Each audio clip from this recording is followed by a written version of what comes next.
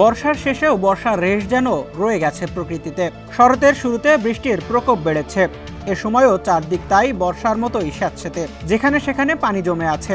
এ কারণে বর্ষাকালের মতোই কিছু সমস্যাও এসে হাজির হতে পারে। কিছু রোগবেলায় বর্ষায় আক্রমণাত্মক হয়ে ওঠে, তাই বর্ষার রোগগুলো নিয়ে এখনও হতে হবে একটু সচেতন।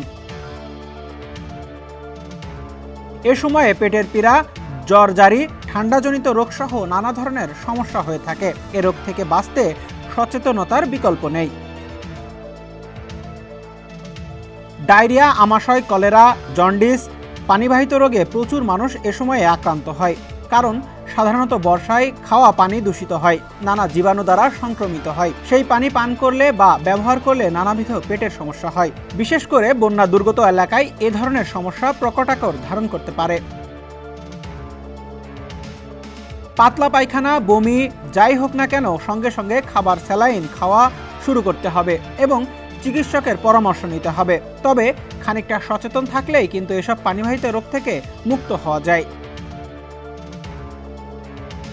ঋতু পরিবর্তনের সময় জ্বর জারি হতেই পারে।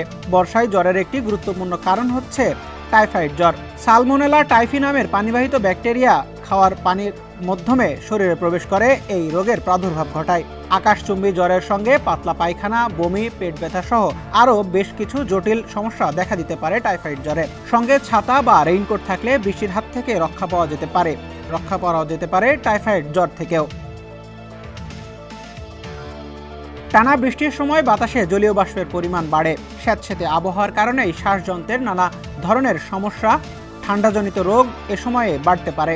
হাসি, সর্দি ইত্যাদি ফ্লু ভাইরাসজনিত রোগ তো আছেই। বিশেষ করে হাঁপানি, ব্রঙ্কাইটিস, নিউমোনিয়া ইত্যাদি রোগে আক্রান্ত হওয়ার সম্ভাবনা এ সময়ে বেড়ে যায়। অ্যালার্জি পুরোপুরি সেরে যাওয়ার রোগ নয়। বৃষ্টির কারণে যখন চারিদিকে স্যাঁতসেঁতে হয়ে যায় তখনই অ্যালার্জি মাথাচাড়া দিয়ে উঠতে পারে। অ্যালার্জিজনিত ঠান্ডা, হাঁচি, কাশি, গলা ব্যথা সহ নানা সমস্যা দেখা দেয়। চোখ ওঠার সমস্যাও এ সময় বেড়ে যায়। যাদের অ্যালার্জি আছে তারা চিকিৎসকের পরামর্শ অনুযায়ী ওষুধ খেতে পারেন। ভিটামিন সি সমৃদ্ধ খাবার খেলেও আরাম পাওয়া যেতে পারে।